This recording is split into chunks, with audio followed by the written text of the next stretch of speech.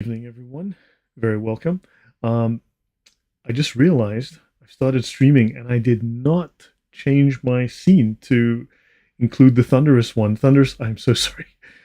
I'm on I don't have your logo up. But anyway, guys, thank you and welcome. Well, Thunderous, thank you for being here. Yeah, any, My pleasure. My pleasure, Lloyd. Always good to be here. Always good to have an interchange of ideas and discussions about things of interest, particularly between evolution, atheism, and as of recent events have dictated Islam. So, how are you doing this week?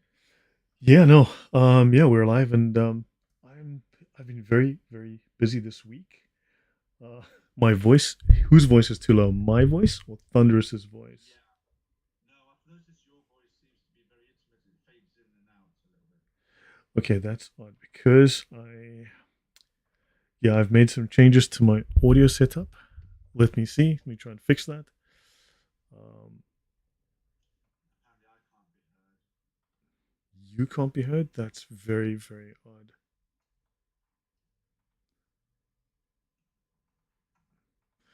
Okay, that's very weird. Yes. Okay, you should be fixed now. Thunderous, give me 1 second. I'm so sorry, guys. I'm going to fix that in 1 second. Okay, Thunderous, please speak. My apologies, guys. Hello, Dr. Jonathan Gemmel. Thunderous, please say something. I think you're fixed now. This is Hey, entirely my hey, fault. hey everybody. Hey, Dragon. Hey, Grinch. Hey, Dr. Jonathan. I don't think we've spoken, but hey, anyway. Hope everybody's okay in the chat on the side, and look forward to any questions that you may have during the course of the evening if you have any. Yeah, guys, I apologize. I come across as such an amateur with this. I've been trying to make some changes to my audio setup. Um, yes, so Thunderous, thanks for joining us, and hello, Silver Mubasir, Dragon XYZ, good to see you, Sergeant Grinch, Horse, Tiger. Thanks for the notice there that you couldn't hear him. Sandro, hey guys. Lloyd Detz, yes, good name. Yeah, so guys, today we're just having a talk with Thunderous. It's good to have him on the channel, as always. Thunderous, I do apologize that I forgot to change my scene in OBS to include you. This is entirely my fault, and now I can't go back and change it. And That's okay, dude. um, so, guys, just briefly before we go on, um, so this is something that I've advertised to you. I've asked everyone whether you want me to talk about Luther, because I've got at the moment something like 40 something going on 50 slides on Luther, specifically on Martin Luther, which will probably take about 3 weeks at least to get through. And then I've seen people very much wanting to talk about Pope Pius X and what exactly is modernism. Welcome, Just Janice. Because one of my concerns is, hello, brother Meathead, thanks. One of my concerns is that modernism is, what does it mean? It's like, so describe modernism. Well, it's modernism. Well, what is it? And there's a lack of clarity there. So he called it the synthesis of all heresies. I will see people constantly say this, and beyond that, they seem to quote him not at all.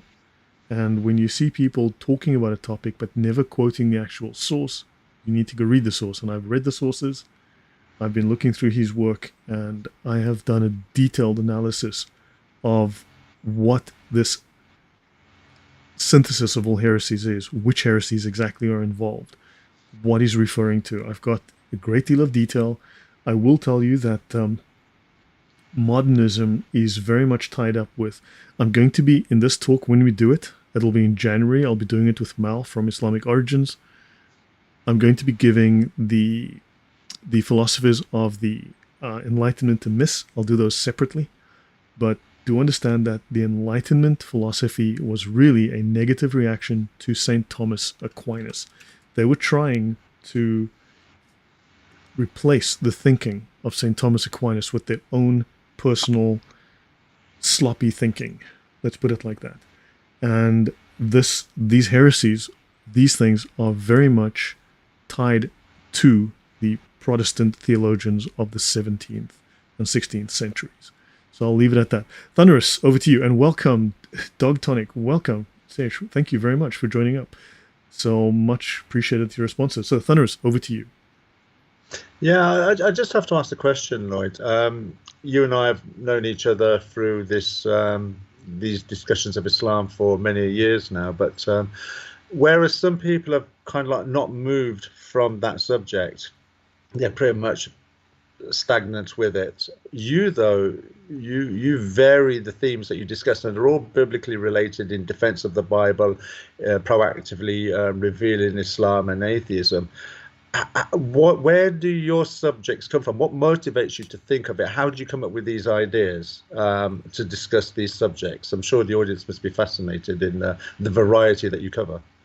That has been noted that I'm not sort of singing just one tune, that I tend to sing a number of songs. There are things that clearly are contentious that people argue about. And sometimes I come across these random odd connections because I've read so much. But this is something that I have seen people talk about now without trying to offend the Catholics in the audience, because there's enough offended Catholics at the moment. But when Catholics talk about Catholicism, one would get the view that to be a Catholic, you have to say 3 Hail Marys, 2 Our Fathers, insult the Pope, and claim that Vatican II is a conspiracy theory. That seems to be the Orthodox definition of Catholicism. So you've got to say that any Pope after 1958 is not valid, that anything that happened since 1958 is heretical, and so this seems to be what Catholicism is built on. Basically smearing the Pope, smearing Vatican II, and claiming that anything written since the 60s is just heretical, satanic, communist infiltration. I've seen this over and over and over. And I wanted to get, in this case, to the heart of this. Then with Luther, whenever you hear some story that is only good, when you're hearing just positives, you start thinking, why is this only nice? There must be another side to this. What led to the schism, right? And with Luther, I started to look at, so you go look at other things. What's the dark side of Luther? So I always just think, what is the opposite of this story? So you start researching. So yeah, I don't know if that answers your question, but does that give you a clue as to I'm always looking, what's the opposite? Is this propaganda? And also the language gives me an inkling. Certain type of language is clearly propagandistic. It's just the language itself, the structure of the language, the wording, the argumentation tells me, hold on, this is propaganda. This is not a recitation of facts. Does that make sense? Yeah, I was just thinking, yeah, of a line in a particular movie where the character in the movie turns around and says, "I subscribe to the principle of contrary to public opinion." So it seems that what you're saying is you've heard comments or quotes and such, and you thought, well, I don't actually quite believe that because of the linguistic content of what you're saying there. So I'm going to do some research and find out for myself as to what the reality is or the truth is to this particular subject. Would I be correct in assuming that? Yeah, I think that's a good way to phrase it. Yeah, and the other thing as well, a scripture that came to mind as well as a principle behind that would have been Proverbs 18:13, where it talks about he who answers a matter before he hears the facts, it's a shame and humiliation to him. So it's kind of like you're following a biblical principle where you've done some research before you formulate an opinion on the subject. Because what we find today, and I think this situation in the Middle East is certainly proving that to be the case, where people are making comments and making a stand on the subject they're utterly clueless about, whereas you're, by example, showing people, let's do some research on the subject first, let's see what the background is, let's see what the thinking is, let's quote from actual sources, and then we'll be able to form a more rounded, honest opinion with what our thinking should be. Correct. Yeah. I mean, I've had to take the time to look at the sources, not third-party opinion, not Mm. paraphrases, but what did Pope Pius actually write about? What did he say? And this for me was I wanted to know, what were his actual words, what were his statements, what were his concerns. Welcome, Villainous. Welcome, Bradley Johnson. And Sekruma says Russian Orthodox has been completely taken hostage by Putin's ex-KGB boss. I've heard the same, and I think there's some validity to that the KGB Orthodox Church in Russia, or the Russian KGB Church, is very much a party or tool of the state. Mm. Yeah, yeah. So So with if we go back to when we originally met, the theme at the time was the dismantling or the revealing or the exposing of Islam. And you've gone from that to well, you're still with it, obviously, and you've really torn it apart with looking at the Sharia, looking at the origins of certain things in Islam and the backgrounds of certain laws and principles. Hmm. You've gone into atheism and totally destroyed atheism, even at a linguistic level as to what the word or term atheism actually means. You've gone into sort of like all these other subjects with reference to the early churches and the influences of the early churches. That, I should imagine, requires a lot of research, a lot of research. And I know your background is in the operations that you're involved with, security. Does the security experience of your work, has that influenced the way you do research in the subjects that you cover? Because to be honest, anybody that looks at the myriad of apologetics or polemics on Islam and various subjects, unless you're at an academic level, they don't do the research you do. You do academic level research. In fact, you're probably more academic than some of these so-called academics that are doing apologetics, polemics against Islam. So do you think that is what's given you an advantage, your previous career or your previous working life? Dude, you know, Thunderous, you always have the best questions. You have a perspective that is unique. One of the things that, to try to answer your question, that if we assume, okay, let's take for a moment, let's take it at face value that there's been a coup, for argument's sake, in the Catholic Church. Let's assume that there's been a crime of some type, right? That there's been a plot, a scheme, a conspiracy, something criminal, something underhanded, something to be kept secret. Then this is where a lot of my background and training comes in. If you move into an environment where you are expecting something bad to happen, you're looking for someone who's anticipating committing a crime of violence against you or someone in your party. You have to look at that environment, and you've got to find this hidden chameleon that is looking to do violence. So now you've got to start understanding human psychology, human behavior. You've got to understand the dynamics of human social interaction. So you are not just a meat shield. You're not just someone who's there to stop a bullet. You need to study the criminal mind. You need to understand human behavior, how thoughts translate into actions, how subconscious thoughts translate into these. It's hard to explain, but it's like a non-verbal leakage. How it changes how people want to get close to you, what pretexts they use to get close, because they have to be close to commit the crime, to do the thing, right? How they have to deceive. Yes, Thunderous? I was just going to say, would that be sort of like observing mannerisms? Because if you're looking at a crowd of people, as an example, people tend to, if they're there for genuine reasons, there's a certain pattern or pantomime of generic behavior clues or cues, as it were. But you're looking for the cues that make that person stand out, that they're not there for the legitimate reason, they're there for an illegitimate reason. Okay, so let me try and explain this, right? And the background within the context of this scenario that I'm in, and how this translates across to how I'm trying to do this analysis on the historical front. So you're in an environment, there's a threat in this environment that you need to look out for, but the threat is trying to deceive. Now, the first thing is that when the criminal decides to do something, he crosses a mental boundary. Now, violence is not something that happens instantly. It's an emotional process that occurs over time. And there are triggers, that there are things that will amplify this behavior. There are things that will modify this behavior. So the amplifiers will make it escalate, modifiers will reduce it, right? So you've got to start looking now, but he has to deceive. He's got to hide the fact that he's going to do something, because he can also be hurt. So he has to try and protect himself by being discreet, by hiding his actions, so he can commit his crime and get away quickly, right? So now, when he deceives, he's got to do certain things to hide his stress, to hide his intent, because once you go from being relaxed and you now decide to commit a crime, that's your motivation, but now you become a predator. You're no longer relaxed, you're a predator, except you cannot let the environment know that you're a predator. But there's non-verbal leakage that comes off you. So you can see this in his behavior. There's maybe too much tension, or maybe he's too little tension. Maybe he's overacting. There's too little. So if to give a simple example to the audience, right? Imagine you're sitting at an environment, right? Close your eyes, right? And just listen with your ears. Listen to the sounds around you. There's going to be a certain hum. There's going to be certain noises. The cars are going to be going so fast. The cars are going to be so loud. But when a car goes too fast, when it's too loud, that breaks outside of this normal pattern. And you hear, hold on, that's too much.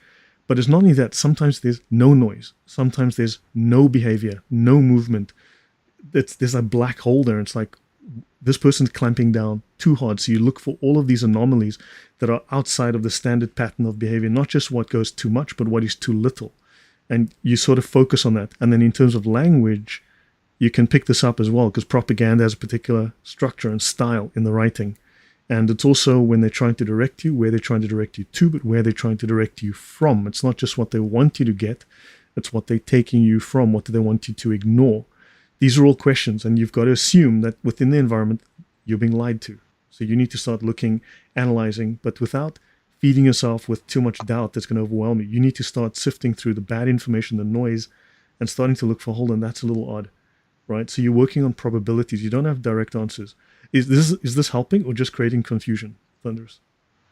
No. I everything you're saying there, I actually understand to a certain point, not to the level that you would understand it, because that's your former employment, so that's what you're trained in. But I understood that there would be something of what you're saying. I probably wouldn't understand it to the depth of what you're saying, because that's not my worldview or my world experience. But I knew that there would be something like that, hence why I asked the question. I wanted to know if you incorporated that into what you do now. Is it manifest in the way you research? So let me maybe add a couple of points. So crime, as I said, is an emotional process that occurs over time. So first comes intent.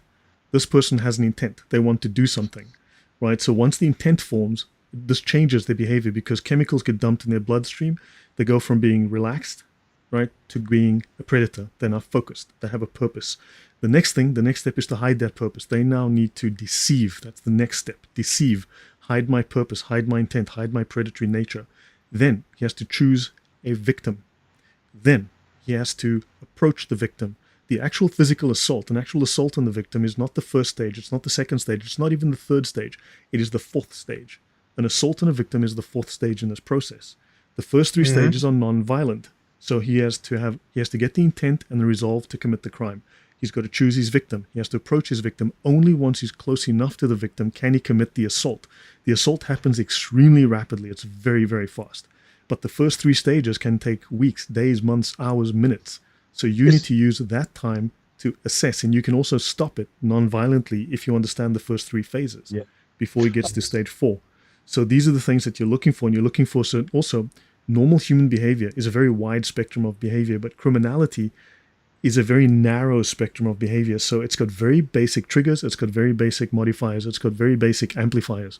So these are things that you're working in a narrow spectrum of behavior, so you're looking at a small subset of human behavior, not a huge thing. So it's a smaller haystack to look for that needle in. Does that help to add to that? No, I to be honest, you reminded, with what you're saying there, you reminded me of an interview I once saw with Sugar Leonard, a boxer. And he actually commented on, because you've done martial arts. I've come from a family of martial artists, and we have a couple of schools in this country. So I know sometimes that when a fighter, because it's not a natural inclination of a human being to want to go hurt another human being. We're not designed for that purpose. So you have to psych the person up, to use certain cues or dialogues, or put him in a frame of mind where he's got the aggression built up inside him. I remember Sugar Ray Leonard once saying he was sitting in a room just before going out for fighting. He said, "I didn't want to go out and fight that night. I did not feel like fighting that night." So with what you're saying there, the first few stages kind of reminds me of the stages that a boxer or a fighter would have to go through before they go into the ring, so to speak, to have their fight. So those kind of cues you're talking about, they actually, there's such a ring, that's kind of so true, because you see that manifest in other things. Even many human beings that go into a sporting game have to psych themselves up for it, to put their mind and their emotions in check. So do you find, with what you're saying there about the would-be perpetrator of a crime, when do they start the emotional process to do what they're going to do. Because with a team or a fighter, the emotional process starts when they've conceived of the idea of what they're going to do. But the main bulk of the emotion is sort of built up gradually over the course of the date that they've decided to have the fight and the date that they're going to have the fight. But the main build-up tends to be the day that they're going to have the fight, because that's when they need to get the adrenaline pumping, so to speak. So when do you think the process starts for the would-be nefarious person when they're going to do the crime that you're talking about? Do they have to do it? They will act when they are ready. However, so it could be instant. For instance, you're at an ATM, right? But this ATM is in a bad location, right on a corner, let's say, just as a random example. And you were busy pulling money out of the ATM as some bad guy, some big bad guy with a friend, comes around that corner, and they're 2 feet from you. What do? You have no time, and boom, the guy sees the opportunity and takes it. So there was very little time. It was instant. Whereas if you're walking down the street and there's a guy at the end of the street 100 meters away, and he notices that you've got this beautiful watch on your wrist. I mean, I know it's 100, but just work with the example for now. Then he has to deceive you into thinking he's no threat so that you come closer. He either has to come to you or you have to come to him. He's got to bring you to him, something of that nature. Remember, first stage is intent, right? Then he has to deceive. Second stage, he has to choose the victim. Third stage, right? He has to bring you to him or he has to come to you somehow. So he's got to get clear. He cannot steal your watch if he's down the street. He's got to be close enough to you to grab your watch, to touch you. So they either have to... So this can be a slow process. It can be a quick process. However, you also have to think, is the criminal, is he a top-line predator? Is he a middle-line predator or low-line predator? In the sense of, the way I'm defining these words are, if I drop you in the water with a shark, that shark is the apex predator in that water, right? You are lunch, right? You have very little chance. You are not an apex predator in the water. Right, so the shark will just come at you and go, what the heck, you look like lunch, I think I'll eat. Right, bang, off he goes. Right, because there's nothing to frighten that shark. It is apex predator. Whereas your perpetrator may not have a great deal of power. He's working on bluster. He's working on image. Psychologically, he's working on fooling people, on manipulation. So he's not so for instance, some criminals will break into a car, break the window, steal something. Another criminal will actually cause physical harm to people. So now what you've got is one criminal that won't go past a certain boundary. He'll do damage to objects, whereas someone will actually hurt people, right? So now you've got a difference in the kind of predator, right? In the kind of harm that they will do, the intent that they have. There's the level of intent that shifts as well. Now, when you've got a criminal that is absolute power, he can do what he likes, and it doesn't matter. There's nothing you can do. So he'll be brazen and open. Whereas when you've got a very low-line predator who can be hurt by you, if he comes at you, you could hurt him as well. You could cause him harm. If he's damaged, he's going to be hunted by the police, and he's hurt and he's harmed. He's got other victims that want him. He's got these enemies amongst the criminal groups that also don't like him, etc. So he has to deceive because he is a potential victim himself. So he has to play this very subtle game. And so these define different kinds of predators with different levels of power and ability. And so you've got to think now, if the kinds of criminals that would come into the church are the kinds of people that got to keep it quiet. They cannot make open moves which would get a backlash. Understand? That would be stupid. So they have to be very quiet and very subtle and take their time. So by definition, I think here they're going to take their time to do this. Does that help, Thunderous? Yeah, no, absolutely. When you started using the term like a predator, it's something that stalks, and it does it in disguise, or uses the surroundings to not make itself seen or observable to the target. So yeah, I totally understand that. It kind of reminded me straight away about paedophile activity. That's how they pretty much behave. Yes, good point. Sorry, just one from Scarlett. Wow, thank you, Scarlett, for the generosity. I really appreciate the contribution. She says it all boils down to basic, raw human emotion, a discussion between a Christian apologist and a Hindu PhD. Hindu rejected non-contradiction, admitted he had a problem with God contacting that region and those people. Ah, wow. Yeah, non-contradiction is very much a Western concept. Don't assume that other cultures share your views, share your values. On the point of values, here's another thing, okay? Here's another point that's something to keep in mind that I used to teach people when you're going into a potential risky environment, right? When you are walking through an environment, minding your own business, and you see something. Now, okay, here's a very simple rule of thumb again, and I kind of end up applying this experience, this personal experience, into the way that I work with the data, right? When I'm doing my analyses here. Here's a very simple rule of thumb. There are three things that are needed for a crime to happen. You need ability, you need opportunity, and you need intent. Think of them as a triangle. Ability, opportunity, intent, right? If you take away any one of those, you don't have a crime. Now, ability is you have size, strength, numbers, weapons, or any combination of these which allow you to commit the crime, which includes proximity. You need to be close, right? So size, strength, numbers, weapons, and proximity. Next thing, opportunity. If you're down the street, I can't take your watch. I need to go to you, or I need to bring you to me or something. I need to be close enough to do this. Intent, right? Intent is the willingness to follow through, right? It's how far you're willing to go. Now, this is like this triangle of jeopardy. If you take away any one side of it, the crime collapses. But if you see any one of those, especially if you see two of those, you've got to wake up and go, hold on, is the third going to form? Because it can form spontaneously. It doesn't mean that the crime is intent-driven. It just means that suddenly there was opportunity and someone took it. Like as the saying goes, when you come across many a theft has been thwarted by the cupboards locked when you got there, right? Just because you would have been. Hold on, I'm looking forward to your insight into this. Will probably help me look from a different perspective with your skill set, Lloyd. Situation in the Catholic Church now has me struggling. No, I understand that, and that's actually why I started looking into this. I've seen this now.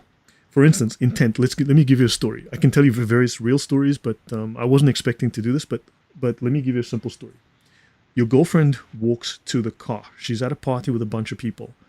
Her car is parked just around the corner, but it's a quiet area. It's the darkest street, and a car's parked around the corner, a little bit away from the noise and the lights, right? So as she walks to the car, she suddenly realizes there's two guys lounging across from the car against another car, but for no reason. They're just lounging there waiting. For what? So she gets this concern. She has this weird feeling, right? What's happened is she has picked up intent. Her instinct has told her, hold on, there's something weird about this, right? She's picked up intent. That nervous feeling that she has, she's picked up intent. She's sensed this non-verbal leakage of these guys. Now, two things are missing. Opportunity and, okay, so they have the ability, okay? They don't yet have the opportunity because she's still coming around the corner and she's seen them some distance away. So she sees there's ability. There's two of them, there's one of her. This nervousness is her picking up their predatory signal. She's responding to it. She's actually open to it, which is nice. So she's picked up intent. She's picked up ability. She fails to give them opportunity. If she stops, turns around, walks back, goes and fetches 20 of her best male friends from the party to then walk her back to the car. If she walks to the car, there's ability, there's intent, and she has now given them opportunity. The triangle closes, bang, you have a crime. If she comes back with 15 of her best male friends from the party to walk to the car, the guys are still there, but they have intent, right? They no longer have ability. They have opportunity, but the intent evaporates because suddenly it's 15-1, and they go, you know what? I don't want to do this because they're middle-line predators, so they disqualify themselves from this action. So you've taken away intent, there's still the opportunity because you're there, but you've removed ability. So you need to play with these things. Remember, as I said, the physical action is only the fourth phase. If you can stop it in the first three phases, you can stop it non-violently. Does that make sense? Absolutely. And I love the way that you've broken that down by using that illustration as well. Yeah, superb, Lloyd. Superb. Yeah, so these I can give multiple stories and examples, but so I'm applying this kind of thinking and looking at the kind of behavior when I'm analyzing these things, and I'm going, okay, look, if there's a crime here, if someone's lying, how are they lying to me?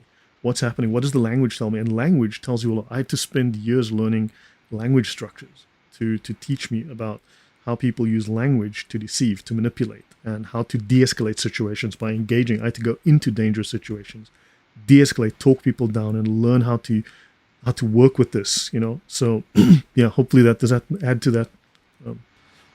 No, absolutely. I mean, there are people who listen to police interviews and just take off like the verbal cues off, say, the person being interviewed as to whether they're being honest or not. There are those that look at mannerisms to see if they're being honest in their behavior or their pantomimes, as it were. So everything that you're relaying here from your experiences. Yeah, it makes a lot of sense, and I'm sure many of the people that are listening in the audience will also say that those experiences are something that they're familiar with in other situations or circumstances that they've come across. So yeah, superbly put, Lloyd. Well, thank you. Well, I just wanted to ask one question as well on that. So what was the motive?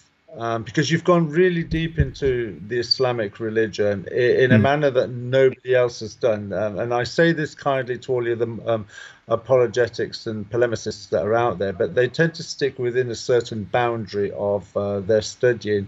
You've done things in a very unique way, and you've done them deep. I mean, somebody made a comment in the chat that you're better than a scholar or an academic. I would certainly agree with that. I think academic gatekeeping is something that people value if certain people reach a certain educational qualification. I personally don't believe in that. I think the question is real or it's not, or the information that's provided is either real or it's not. I don't need a title to further impose or give value to the information. So though you may not have a doctorate or you don't have a doctor in your name, there is no doubt that your investigation ability and your ability to extract information and your and also the language you use in order to disseminate information so that the audience can listen to shows your ability. But what motivated you with all of the skill set that you have to go into Islam? Because that's the first thing that you and I first came across with when we came across with each other. Yeah. It was Islam. So what got you there? This is not an enemy that I can meet on the street and punch in the face and win. And the Bataclan massacre in 2015 was horrifying in Paris. And then I realized this is an information war. This is really about information. And bad information leads to bad decisions. Good information leads to good decisions. Also, in information warfare, in ideological or propaganda warfare, people are going to feed you bad info. Bad info leads to bad decisions, bad outcomes. And when you look at when there's a lot of contradictory, confused ideas, you need to focus and get to an answer. There has to be a clear answer somewhere in the confusion. So I realized this is a different kind of war. We're fighting in a war about facts, and propaganda has a very specific. Wow, thank you very much, Greg. Thank you. I really appreciate the support. I am very grateful. Thank you, everyone. So propaganda has a very specific language structure and purpose, right? There's an intent to propaganda.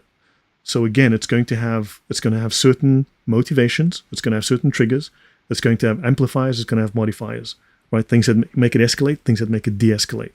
So there's going to be, and also because it's focused on a very specific narrow spectrum of behavior, it is going to be easier to track, easier to spot, easier to analyze than the general wide spectrum, because because it's very purpose driven, it's much easier to analyze, right? And then also, I also studied military strategy.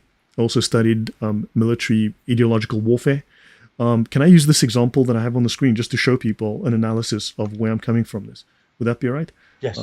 Yeah, absolutely. Okay, let me do this. This is a couple of slides from my talk on Pius that I'm going to be doing with you guys. Let me just find where the heck I put that. Okay, there it is. Okay, so let's talk about this quote-unquote modernist strategy, right, in 5 steps. So we need to analyze the behavior of the modernists within the context of Pope Pius X's encyclical Pascendi or Pascendi Dominici Gregis. Right? Now, he wrote several. This is just one of them. Understand, this is not the only one that he wrote. Right? And we can approach this critique using logical analysis. And I am very, very committed to utilizing detailed logic, proper propositional logic and proper classical logic, while staying within the boundaries of Catholic doctrinal perspectives. We've got to keep it within that perspective so we stay grounded, right? And also looking at history. So let me continue. Pope Pius's encyclical condemned modernism as a synthesis of all heresies, posed a threat to the integrity of the Catholic faith because it sought to adapt Catholic doctrine to modern philosophies and criticism, diluting and distorting the core tenets of Catholicism. According to the conservative Catholic viewpoint expressed by Pius X, the traditions of the Church, including its doctrines, hierarchy, and practices, are the result of divine revelation, not subject to reinterpretation or modification by contemporary thought. Now, he warns here. Wow, thank you, Bradley. So grateful. Thank you. Thank you very much. So, as to why they attempted to present their doctrines in a scattered and disjointed manner, appearing to be in doubt and uncertainty while being firm and steadfast in reality. Now, he writes this in his encyclical. He says, the modernists attempt to present their doctrines in a scattered and disjointed manner, appearing to be in doubt, appearing to be uncertain, while they are really very firm and very steadfast in reality. Does that make sense to what I said about the guy has to deceive? He's very clear. He's a predator now, but he has to hide his intent. Does that make sense here, Thunderous? Absolutely. Absolutely. So we should analyze the potential motivations and strategies from this perspective. Now let's have a look at Sun Tzu. Sun Tzu mentions in his book, Art of War, when you're far away, appear close. When close, appear far. So this emphasizes the importance of deception and misdirection, an illusion of closeness when distant and vice versa, so you can manipulate the perceptions and actions of the enemy. He says, when able to attack, we must seem unable. When using our forces, we must seem inactive. When we are near, we must make the enemy believe we are far. And when far away, we must make him believe we are near. Does that seem to have a parallel here, Thunderous? Absolutely. Absolutely. Absolutely. So you are misdirecting, you are misleading, right? So this is the strategic importance of manipulating perceptions and exploiting psychological vulnerabilities. If I missed these clues, I could die, or someone around me could die. I needed to learn how to spot these clues, how to anticipate them, how to understand. So you need to understand human behavior very carefully. You need to be able to read the environment. You need to spot clues, and also through experience, your subconscious becomes attuned to this. And I don't mean the woo-woo. I mean that you develop what is called, psychologists call it, especially it's very much relevant to people who work in very high-risk situations, like, say, firemen. It's called recognition-primed decision-making. When you've been under stress conditions and you've seen, right, because remember I said it's a narrow spectrum of behavior, so it's easier to predict what's going on within this very narrow spectrum, this narrow funnel of behavior. Because let me explain another thing. So let's say you're driving. So let's talk about wide behaviors versus narrow behaviors, or narrow spectrum. We've got Nicodemus Serpico there in the chat. Nicodemus gets in his car, right, on Saturday morning, and Nicodemus drives down the street. Where is he going, Thunderous? We don't know where he's going. He's just driving down the street. He could be going 2 blocks over. He could be going 100 miles. We don't know, right? So he turns left. Then he goes onto the highway. Where's he going? We still don't know, right? Then he keeps going. Now he's going to the bowling alley. Now, the closer he gets to the bowling alley, the more he must take this exit. He must turn left here. He has to turn right. He must go down the street. The closer you get to the destination, the more you have to take certain options. Does that make sense? Oh, yeah, because the options are narrowing down. The options are narrowing. So you're in this funnel and it's coming down. Now, do you understand? So now we know, okay, he's just gone left, and now we can predict, okay, he's either going to go and drive off this bridge, off the cliff here, or he's going to the bowling alley. And it's generally quite easy to choose, right, which way he's going to go.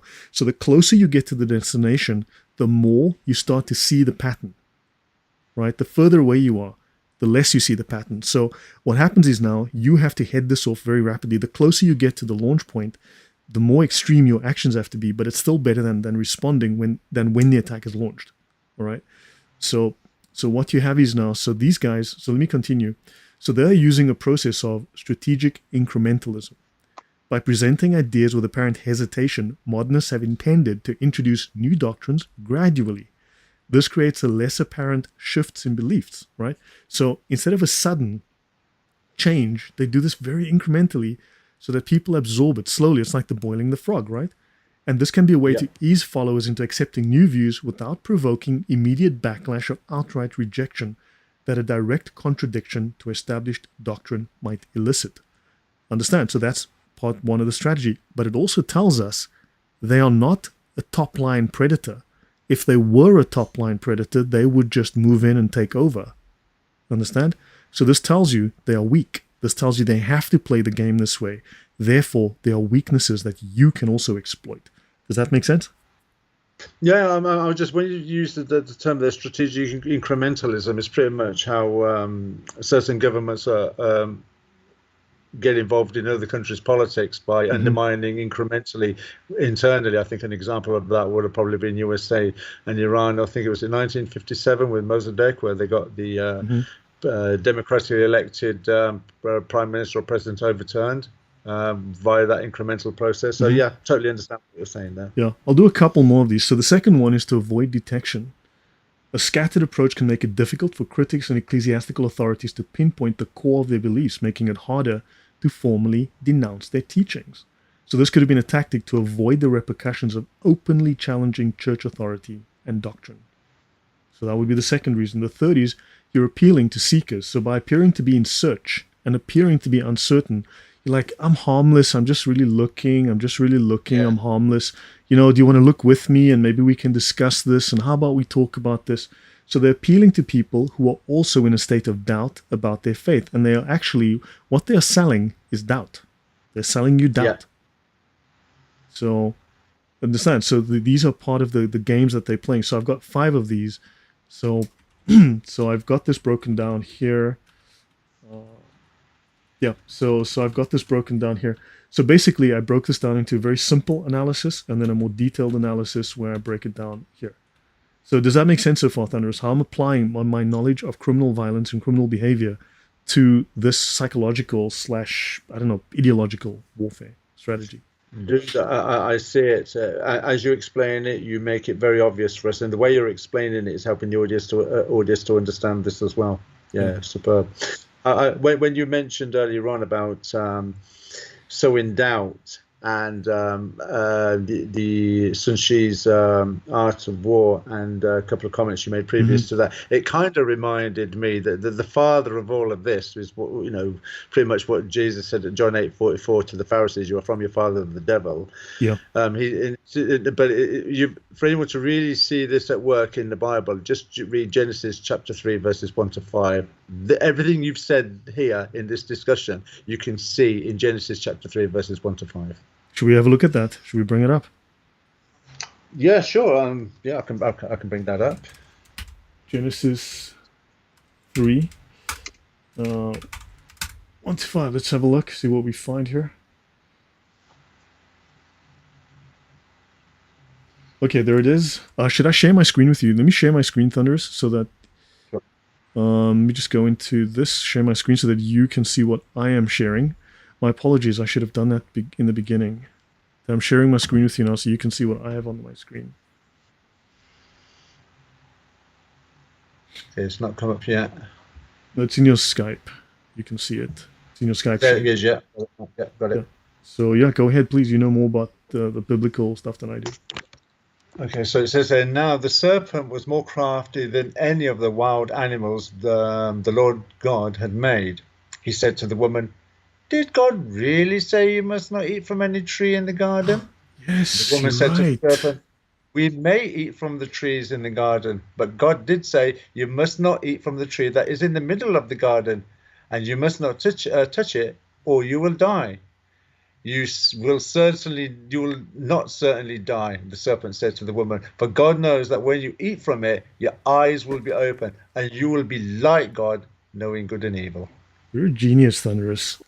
Notice how you have this first question, which is sowing doubt, and we identified that. But notice it undermines, right? So this is undermining, this is introducing doubt. And Pedro just said, this sounds what happened to Bart Ehrman when he was in seminary. The teacher sowed him doubt. Yes, this is doubt. It undermines, it creates doubt. Straight from the devil. Thunderous, you're a genius. I'm not. I just read the Bible, dude. It's brilliant, though. I mean, I'm working. No, I'm not a genius. You and I have worked on many things in the past, and I think it's just a relationship between you and I where we work well with each other. But notice the strategy.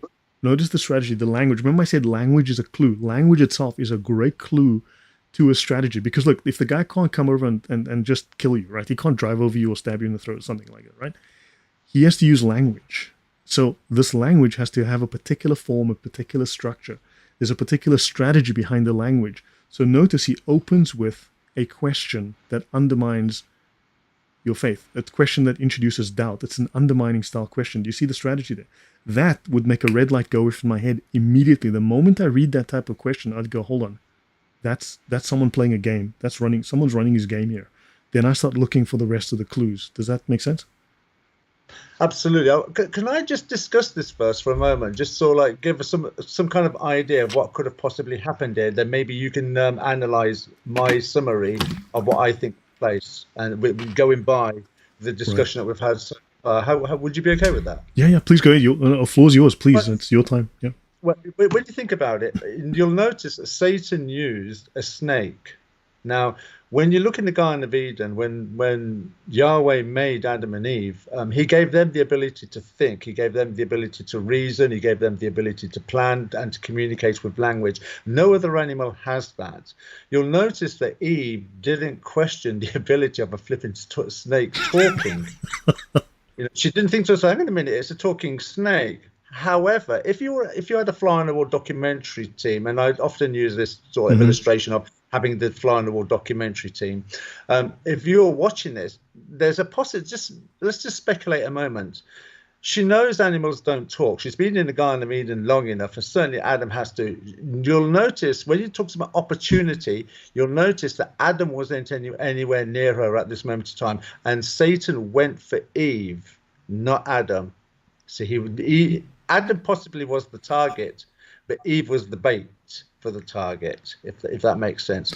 Right. He also went using the snake. Now, Adam and Eve were told not to eat from that tree. Yahweh did not say that other animals couldn't eat from that tree. Now, the snake could have been sitting in the tree. Okay? And now, when you look at all the animals that Yahweh has made, which animal, when it eats, can you look at and say, oh, that's just eaten? Yes, the snake, because it's the food's in. You can see the little bump. Yeah. Yeah. So it could be that Eve was deceived into thinking that this snake that is sitting in the tree that we've been told not to eat from has now eaten something from the tree we've not been told to eat from, that we've been told not to eat from. I can see it's just eaten. I can see the belly slightly swollen from what it's just eaten. Now it's talking. So she could have been deceived. Very interesting perspective. Yes. Right? Because if you think about it, what did the Apostle Paul say about Eve in this situation? So Eve is a real person. They're not allegorical people. They're real people. Okay? There's no doubt about it. The scriptures monumentally confirm that Adam and Eve are real people. So what did Paul say about Eve? He said of Eve, she was thoroughly deceived. Wow. That's what was said. So when you think about it, everything that you've just discussed this evening with the tactics, the steps, the triangular and that, everything you've said, we can see in these 5 verses. And this is where, when you think about all the deception that's ever taken place in human history since, this is where it starts. And you've just summarized it beautifully. I repeat it, you're a genius, Thunderous. No, I'm not. We work well together. It's just team effort, mate. It's a team effort. Wow. That is an incredible analysis. I mean, as a perspective on this, I mean, I haven't heard that before. I mean, I am very... This is an incredible way to present it and think about it. Right. Yeah, because when you think about it, it's not until Revelation 12, verse 9, where it says, down the great dragon was the original serpent. So nobody knew who the original serpent was until Revelation was revealed. It was only then that that's why it says the original serpent, clearly referring to Genesis chapter 3, verses 1 to 5. And then you get the identity that it's Satan. That was the original serpent. So it's all, there you go. And like I said, the Apostle Paul did say Eve was thoroughly deceived. And there's the big clue there with everything that you've just said. You got me thinking, now I'm thinking maybe I need to do something on verbal analysis, on statement analysis, on propositional logic, just to learn to understand how ideological warfare works and how language works in propaganda versus normal communication. Well, it's interesting. I brought up the scripture in John 8:44 where Jesus turns around and says to the Pharisees, you're from your father the devil. He did not stand fast in truth, and he's a manslayer. Well, the interesting thing is, with everything you've just said now, just a moment ago about words, Jesus says that Satan's a manslayer. Well, Satan's never killed anybody. Satan has actually never took anybody's life with a weapon or by strangling them or throwing them off a cliff or anything. So why did Jesus say that Satan was a manslayer? Because he used words to deceive Adam and Eve that took the course of the road of death. He killed them by deceiving them with words. Right, destroyed. So you know what? You just made me think. Jesus is the Logos. God is Logos, right? Logos is the word, and God is reason. So the words must be reasonable. There has to be a structure, logic, reason to them. I mean, the word theological, right? Theological, not theo-illogical. So Satan must be the anti-Logos. Yes. Very interesting. You just made me think, man. You just changed. You know, you always come up with these incredible perspectives and questions.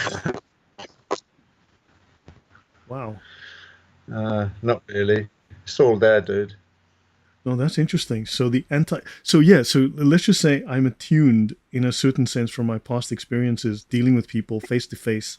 I mean, I had to. It was my job. I had to be in people's faces, talking to them, and run that risk face to face and learn how to spot this and de-escalate. I mean, that was my job, was to de-escalate, not to go crazy on people. My job was to confront and de-escalate, get in early before you hit stage 4, right?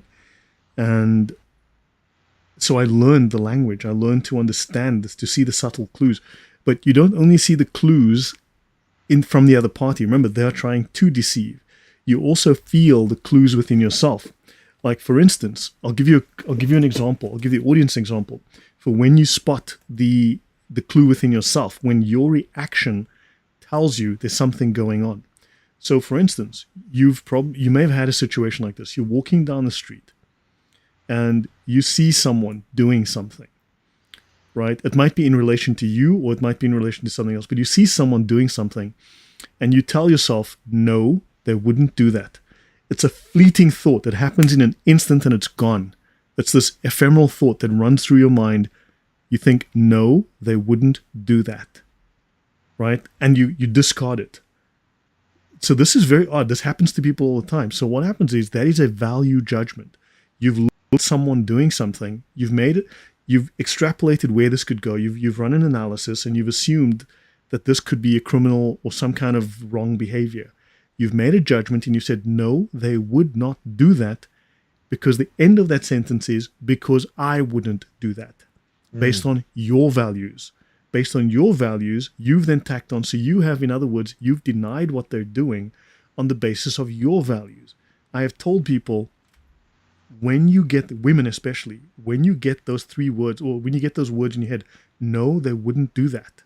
If at any time that impression goes through your mind, you need to stop, and seriously, you need to start taking a look in your environment, and you need to look for ability, opportunity, and intent, because you've just seen something that could go bad, real soon, right? You have to, right? Because their value system would allow them to do that. Yours wouldn't. He is relying on you to go into denial. He's relying on your denial based on your value system, because his value system, he would do that. So this is one of the ways. So you pick it up in yourself. You see, you've picked up the nonverbal leakage. You've picked up the oddity, and your brain goes, your emotions go. And in this case, your emotions are critical to you, that you need to start listening to them. And I don't mean being emotional, but this is a clue. This is telling you, hold on. So does that make sense, Thunderous? Yeah, absolutely. I know, because what you're saying is that a person can sort of like form their opinion of a situation because of their own presupposition and disposition, Yes. that they wouldn't react in a particular way. And do you not think it's also wishful thinking that they don't want, that they're deceiving themselves? Could it also be a form of deception where they're deceiving themselves, that action won't take place because it's a hoped for desire on their own part, not because of their own disposition, but because it's a hoped for desire, because they may end up getting hurt in the situation themselves? Yeah, helplessness. Yeah, so there's helplessness, there's a fear. But the problem is you have to confront it, because that reaction, when the criminal sees you clamped down like that, and you basically stick your head in the sand, that's gold for them. So these are things that you need to work against. So very often your own inner responses are the clue to that something's going on. So when I read something and I get a certain feeling or I get a certain thought, that tells me, hold on, stop a moment, look, check your environment. Something's going on. But also just the fact that you are now aware, instead of shutting your mind down, becoming aware, opening up your eyes, looking, also alters your physical behavior, You dump certain chemicals in your bloodstream, you open up. The criminal doesn't want someone who's aware and looking for a threat. The criminal wants a victim. The fact that you have now acted contrary to the way he's wanted you to, that often heads off the crime. But for me, that little signal, it could be milliseconds, that little signal tells you, look, and then you can start to pick it apart. You can start to follow the trail. Yeah, excellent, dude. Excellent. So just I know we've only got sort of like a few minutes left of this evening's discussion. I just wanted to ask one final question, if I can. When you consider all of your experience, and particularly everything that you've gone through tonight, and you've analyzed, I don't think there are many people in apologetics and polemics, particularly with Islam, that could have the same amount of knowledge about Muhammad's character than you do. Not just because of the information that you've gone through, and I don't think anybody's covered as much information and so varied information as yourself over the years, but also your understanding of psychology and your experience in close circuit protection. Close protection. So added with that when you look at Muhammad's character, what is your estimation of him as a person? I have my estimation from what I've read. I'd like to hear what your estimation is. You know, doing this kind of forensic analysis, I've seen people do this and come up with some incredible information that just seems... You've got someone who was abused as a child, someone who was abandoned, someone who had no strong father figure, someone who... And you see this historically, you see other people like this as well, and all of them seem to have issues. Now, you've got to ask yourself, this is someone who was venal, wanted for himself. Was he a psychopath? That is was he a psychopath? That's an interesting question. I would think no. He was certainly cruel. He was certainly twisted. But you've also, there seems to be credible evidence that he was somehow harmed at birth and that he was an epileptic, right? Yeah. There are certain stories which one can interpret in a medical sense. So he seemed to be epileptic. He seemed to respond badly to loud music. So he was an oral epileptic. There's a name for it. We've just had a disconnection. We just disappeared for a moment, I think. Yes, okay, we're back. So you've got this... Which is why you've got this huge dichotomy in his behavior. You've got this complete juxtaposition of good versus evil in him. Ultimately, I think the evil is what is important, but you've got this extremes in his character. This tells me someone bipolar. Does that answer the question? Yeah, it does. Bipolar. I also think of him as with everything that you've said. He clearly had a tormented childhood, and he was probably some human beings can handle that, and it doesn't affect them much in the way of life. They're able to emotionally, mentally grasp their situation. Muhammad couldn't. I think the fact that he married Khadijah is certainly a sign of that. A woman that was older than he was, looking possibly for a maternal figure in his life.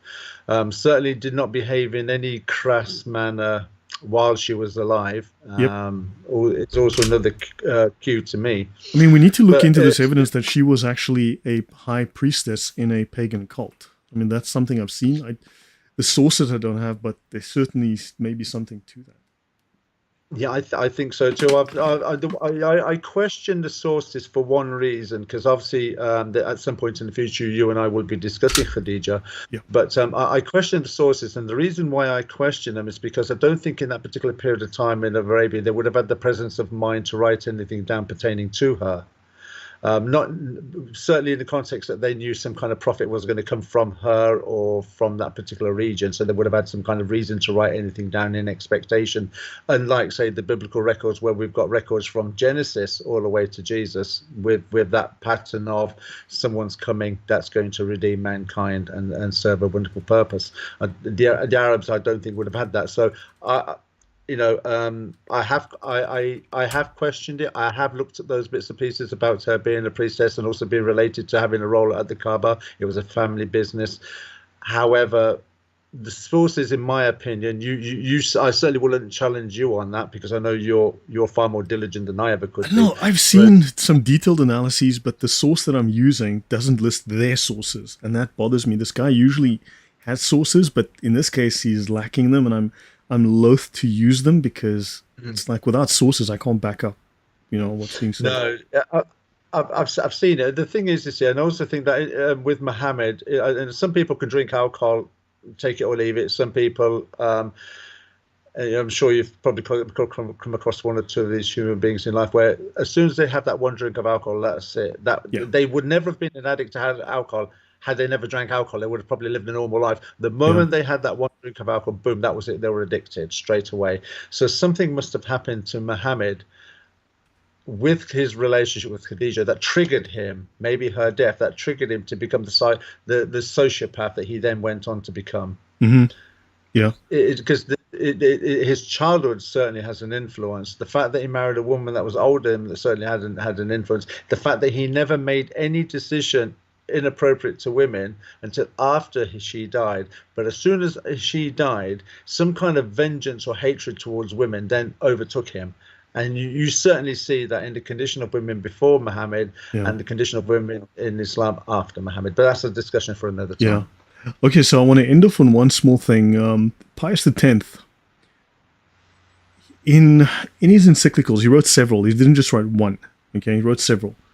He references 1 Timothy 6:20. O Timothy, keep that which is committed to thy trust, avoiding profane and vain babblings and oppositions of science, falsely so called.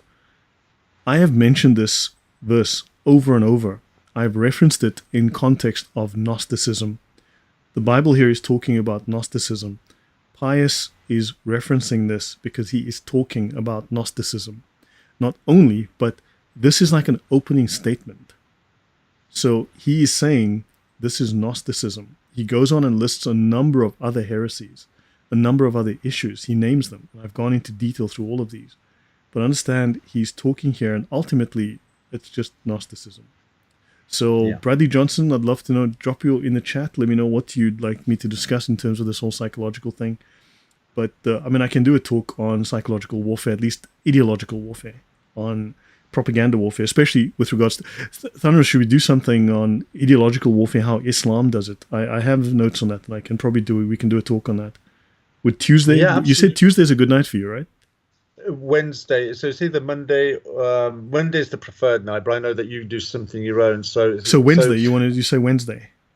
Not this Wednesday, because I did say that the reason why I've not been around for a few months is because I've been dealing with an external issue that has cooled down, but I'm still involved in certain activities, so I won't be able to plan. So when would be best for you? When's the next time is best for you? Next Sunday. But then after next Sunday, we can then I'll have a little bit more freedom to do other nights, like a Wednesday or a Thursday. Okay, so tell you what, maybe next Sunday, let's plan for next Sunday. We can talk a little half and half, a little bit about Khadijah, and then we can also talk about some of this Islam stuff. With the ideological warfare, the methods of the Muslim Brotherhood might be interesting to talk about that. How they utilize their ideological warfare, their media control, how they play their game, and the strategies that they use. I have written a paper on that. Excellent. Yeah, I'd love to be a part of that.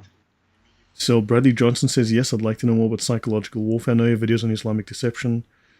So yeah, watch the videos. That'll be helpful. Gives you background. So guys, I'm going to be talking about this. Of course, Professor Dr. Prophet Martin Luther will make a guest appearance, as always, in our little talk here on Pius X. But this here is information that you have. So, so guys, we're going to be talking at length about Pius X, and we're going to be talking about, he's got the Notre Charge Apostolique, there's the Oath Against Modernism, there's a number of papers, right? There's quite a number. There's the Pascendi Dominici Gregis on the doctrine of the modernists. There's also Prestantia Scripturae on the Bible against the modernists, and of course there is also Communium Rerum, where he discusses Saint Anselm, and this problem goes back to the 11th century. This goes way back. This is not a new problem. It's a lot of reading, but this is going to be very important to understand. I've gone into detail. I have not seen anyone else. Someone in the chat, one of you knows, you know who you are. I think it's an Indian sounding name. you pointed me to a talk by Father Chad Ripperger. That was literally the only talk that I found that was actually worthwhile. It was actually good. I'll cover that in a different topic, but otherwise, I've seen just it's been a waste of my time going through a lot of other material. So I decided to just do this. Okay, Luther for this live stream. So Thunderous, any last words from you before we go? No, I think I've enjoyed this evening's discussion. I hope the audience has enjoyed this evening's discussion too. And I'd like to thank you for inviting me on your show again this week. Yeah, thank you guys. So I really appreciate Thunderous's presence. Always a pleasure to have you on. And guys, so thank you all very much for your time, your attention. And I will see you guys, if not tomorrow night, probably Tuesday, because I need to work on just some final notes for my talk on Aquinas and scholasticism, which actually merges into this. Pius X was a very strong proponent of scholasticism, not Aquinas specifically, but actually he goes back to St. Anselm prior to Aquinas. That's very important to him, as you can see here in his talk on St. Anselm here. And this was a fight against anti-scholastics. Keep that in mind. So it's important you do understand scholasticism and Aquinas and the fight that St. Anselm was having within the Catholic Church as well. So I'll call it a night. Thank you, guys. Thank you very much for your time. God bless. And Thunderous, we'll see you in a moment. Thank you, guys. Yeah, thank you, everybody. Thank you for participating and listening.